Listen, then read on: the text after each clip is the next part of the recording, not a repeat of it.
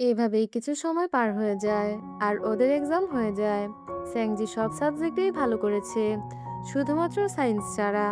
তাই বাবা বলে তোমার জন্য নতুন টিউটর রাখা হবে, যেটা আর কেউ না, ইয়ান ছিল।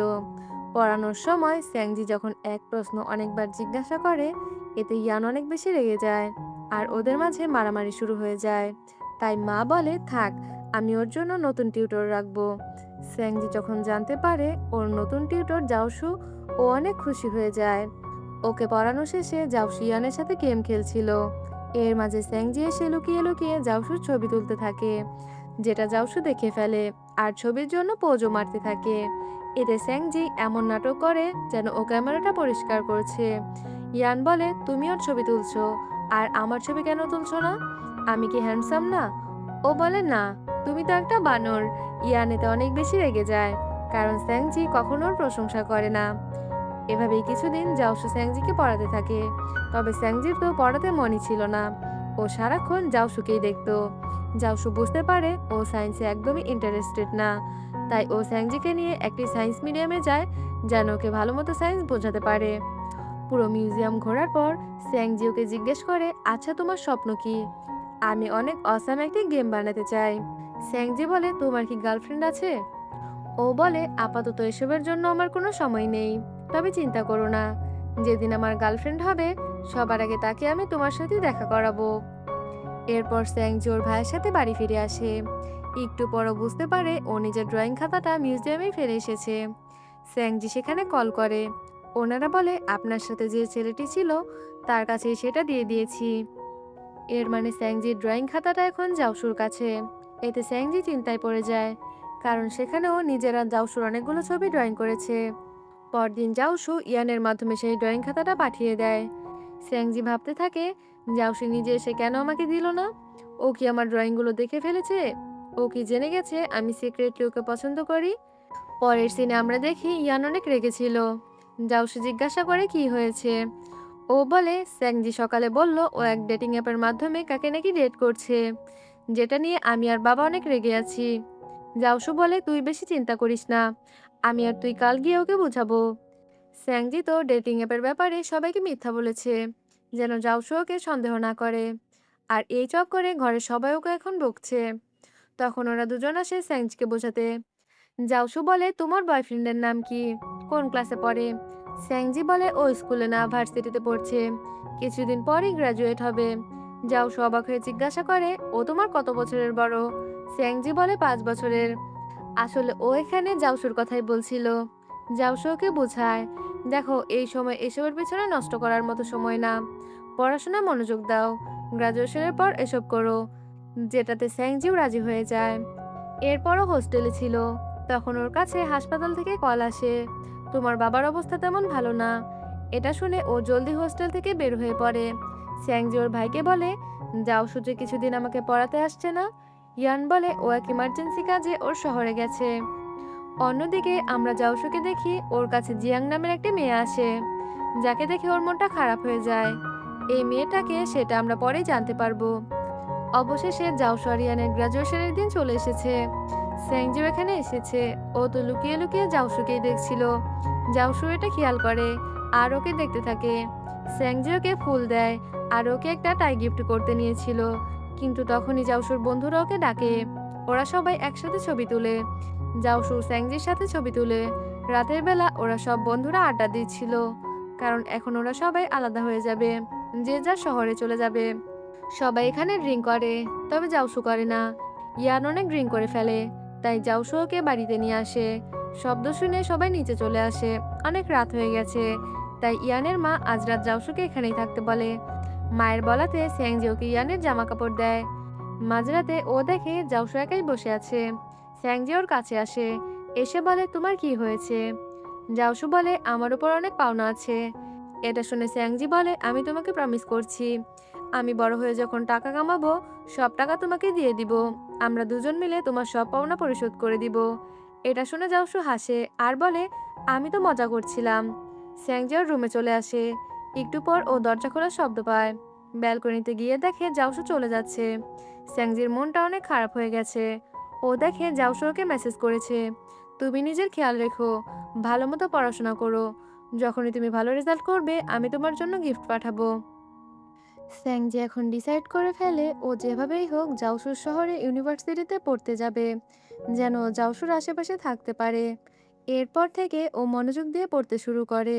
ও ভালো রেজাল্ট করে জাওসুকে ছবি পাঠায়, আর প্রমিস মোতাবেক জাওসু ওর জন্য গিফট পাঠায়, যেগুলো স্যাংজি খুব যত্ন সহকারে নিজের কাছেই রেখে দেয়। একদিনও শুনতে পায় ওর ভাইয়ের এক বন্ধু বলছে এখন তো জাওসু ওর গার্লফ্রেন্ড বানিয়ে ফেলেছে। এটা শুনে স্যাংজির মন অনেক খারাপ হয়ে যায়, আর এই মেয়ে কাউকে কিছু না বলে সোজা জাওসুর শহরে চলে যায়। সেখানে যাওয়ার পর ওর কাছে ইয়ানের কল আসে। তোমার টিউশনের সময় হয়ে গেছে, কোথায় তুমি? স্যাংজি বলে আমি জাওসুর শহরে এসেছি। ইয়ান বলে কি, তুমি সেখানে কেন গেছো? স্যাংজি মিথ্যে বলে আমি আমার অনলাইন বয়ফ্রেন্ডের সঙ্গে দেখা করতে এসেছি। এতে ইয়ান অনেক রেগে যায়। খবরদার, ওই ছেলের সাথে দেখাও করবে না। তুমি সেখানে থাকো, আমি তোমার কাছে জাওসুকে পাঠাচ্ছি। কিছুক্ষণ পর জাওসু এখানে চলে আসে। ও একা ছিল না, ওর সাথে একটি মেয়ে ছিল। এটা দেখে স্যাংজির মন ভেঙে চুরমার হয়ে যায়। জাওসু বলে তুমি এখানে কি করছো? তোমার ঘরের সবাই কত চিন্তায় আছে তুমি জানো? তুমি যে ছেলের সাথে দেখা করতে এসেছো সে কোথায়? স্যাংজি বলে ও আমার সাথে ব্রেকআপ করে ফেলেছে, কারণ আমি ওর ছোট। ও নিজের গার্লফ্রেন্ডও বানিয়ে ফেলেছে। এসব বলে ও অঝরে কাঁদতে থাকে। শান্ত হওয়ার পর ও জাওসুকে ওই গিফটটা দেয়, যেটা ও গ্রাজুয়েশন সিরিমনির দিন দিতে পারেনি। এরপর ও জাওসুকে বিদায় দিয়ে ওর শহরে চলে যায়। ও নিজের ভাইকে দেখে আরো অঝরে কাঁদতে থাকে। এভাবে অনেক সময় পার হয়ে যায়। স্যাংজোর অতীত ভুলে নতুন করে জীবন শুরু করেছে। ওর হাই স্কুল শেষ, আর এখনও জাওসুর শহরে সেই ভার্সিটিতে পড়ছে। এখানে আমরা স্যাংজির নতুন 3 বন্ধুকে দেখতে পাই, যারা ওর রুমমেট। ও হলো নিং, আর এটা হলো শিন, শেষে ওয়াং। হঠাৎ করে ওয়াং কারোর সাথে ধাক্কা খেয়ে পড়ে যায়। তখনই মিং নামের এক ছেলে এসে ওর সাহায্য করে। ওরা দুজন যখন এখানে আসে, মিং নিজের পরিচয় দেয়, আমি স্পোর্টস ডিপার্টমেন্টের। এখানে ওদের সাথে মিংয়ের বন্ধুত্ব হয়ে যায়। আজ নিংয়ের জন্মদিন, তাই ওরা সবাই মিলে নিংয়ের জন্মদিন সেলিব্রেট করতে আসে। এখানে তোমরা মনে রাখবে নিং এবং মিং কিন্তু আলাদা ব্যক্তি। আমরা এখানে জাওসুকে দেখতে পাই, তবে জাওসু আর স্যাংজি একজন আরেকজনকে দেখতে পায় না। স্যাংজি বোর হচ্ছিল, তাই ও হাওয়া খেতে বাইরে আসে।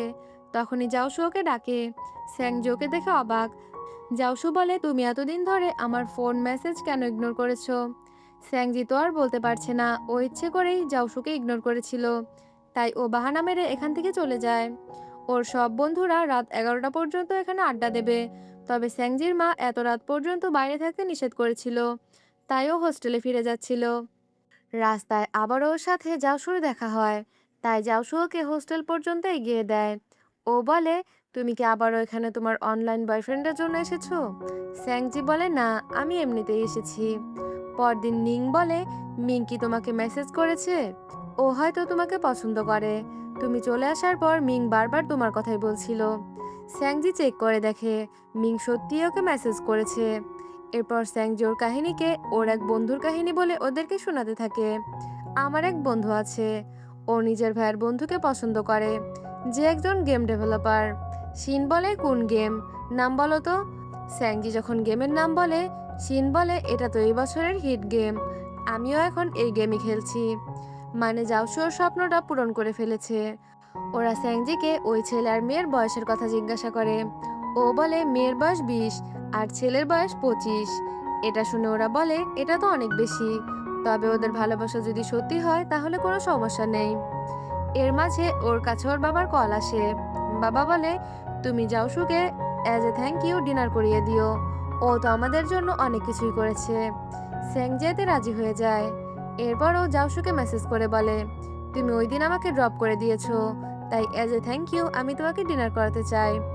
জাওসু ওকে কল করে বলে এই সপ্তাহে ব্যস্ত আছি, তবে আগামী সপ্তাহে যেতে পারবো। এতে স্যাংজি রাজি হয়ে যায়। পরদিন ওরা ভার্সিটিতে আসে। মিং স্যাংজিকে কিছু বলতেই যাচ্ছিল, তখনই ওরা দেখে নিং মিংয়ের বন্ধু কিয়াং এর সাথে প্রেম করতে শুরু করে দিয়েছে, যেটাতে সবাই ওদের জন্য খুশি হয়। এখানে মনে রাখবে নিং হচ্ছে স্যাংজির বন্ধু। নিং হচ্ছে স্যাংজির বন্ধু, আর মিং এর বন্ধু কিয়াং এর সঙ্গে নিং প্রেম করতে শুরু করেছে। নামগুলো একই রকম হওয়ায় মনে রাখতে অসুবিধা হয়। ওদিকে জিয়াং আবারও জাওসুর জন্য এক পার্সেল পাঠিয়েছে, হয়তো মেয়েটা ওকে অনেক জ্বালায়। জাওশু ওকে মেসেজ করে বলে, আমি তোমার সব টাকা পরিশোধ করে দিয়েছি, তাই এখন থেকে আমাকে আর কল করবে না। এতে জিয়াং অনেক রেগে যায়। জাওশু সব সময় কাজ নিয়েই পড়ে থাকে, ঠিকমতো খাবার দাবারও খায় না, যার ফলে ওর শরীরটা খারাপ হয়ে গেছে। আজ আবার ওর স্যাংজির সাথে ডিনারে যাওয়ার কথা ছিল, তাই ও স্যাংজিকে কল করে নিষেধ করে দেয়। স্যাংজি ওর কথা শুনেই বুঝে ফেলে ওর শরীরটা খারাপ হয়েছে, তাই ও জলদি জাওশুর কাছে এসে ওকে হাসপাতালে নিয়ে যেতে থাকে। স্যাংজি ওকে রেখে ট্যাক্সি থামাতে যাচ্ছিল, হঠাৎ করে ওরা ধাক্কা খায় আর অ্যাক্সিডেন্টলি জাওশুর কপালে কিস করে বসে, যেটাতে ওরা দুজনই অকওয়ার্ড হয়ে যায়। এরপর স্যাংজি ওকে হাসপাতালে নিয়ে যায়। জাওশুর অ্যাপেন্ডিক্সের সমস্যা হয়েছে, জলদি এটার সার্জারি করাতে হবে, তাই ওকে কিছুদিন হাসপাতালেই থাকতে হবে। স্যাংজি ওর কাছে থেকে ওর অনেক খেয়াল রাখে। পরদিন স্যাংজি জাওশুর বাড়িতে যায় জাওশুর প্রয়োজনীয় জিনিসপত্র আনার জন্য। ও দেখে জাওশু ওদের ছবিটা এখানে রেখে দিয়েছে, যেটাতে অনেক বেশি খুশি হয়ে যায়। স্যাংজি ওর জিনিসপত্র নিয়ে আসে, তবে প্রমিস করায় বেশি কাজ করবে না। জাওশু বলে, তুমি তো বড় হয়ে গেছো, তাই আমার মায়ের মতো শাসন করছো। ও বলে, হ্যাঁ, তাহলে তুমি নোটিস করেছো যে আমি বড় হয়ে গেছি। জাওশু যখন ডিসচার্জ হয়ে বাড়ি ফিরে আসে, ও দেখে সেংজি ওর জন্য স্টিকি নোট রেখে গেছে, যে ওকে কখন কি করতে হবে। এসব দেখে ও অনেক বেশি খুশি হয় আর স্যাংজির অর্ডার মতোই সব কাজ করতে থাকে। স্যাংজির সব বন্ধুরা আজ নিউ ইয়ার পার্টিতে যাচ্ছিল, তবে স্যাংজি যায় না। একটু পর জাওশু ওকে কল করে ডিনারে ডাকে, কারণ আগেরবার ও অসুস্থ হওয়ার ফলে ডিনারে যেতে পারেনি। ওরা দুজন একসাথে ডিনারে যায়। জাওশু বলে, হাসপাতালে তুমি আমার অনেক খেয়াল রেখেছো, তাই এই ট্রিট আমার পক্ষ থেকে। ওরা দুজন কথাই বলছিল, তখনই জিয়াং ওর এক বন্ধুর সাথে এখানে আসে। জাওশুকে অন্য এক মেয়ের সাথে দেখে ও অনেক রেগে যায় আর সোজা জাওশুর মুখে পানি মারে। স্যাংজিও রেগে ওকে পানি মেরে বসে। তোমার সাহস কি করে হয় জাওশুকে বুলি করার? জিয়াং অনেক উগ্র আচরণ করছিল, তাই রেস্টুরেন্টের লোকেরা ওকে বের করে দেয়। স্যাংজি ওকে বাইরে নিয়ে আসে, ওর চেহারাটা মুছে ওকে মাফলার পরিয়ে দেয়। জাওশু শুধু ওকেই দেখছিল। স্যাংজি জিজ্ঞাসা করে মেয়েটাকে। জাওশু বলে, ওর সাথে আমার কোনো পরিচয় নেই। এর মাঝে এখানে স্নোফল শুরু হয়। বছরের প্রথম স্নোফলে স্যাংজি জাওশুর জন্যই দোয়া করে, যেন ও সবসময় ভালো থাকে। আর এর মাঝেই আজকের পর্বটি শেষ হয়ে যায়। পরের পর্ব দেখতে অবশ্যই আমার চ্যানেলটি সাবস্ক্রাইব করে রাখবে। আল্লাহ হাফেজ।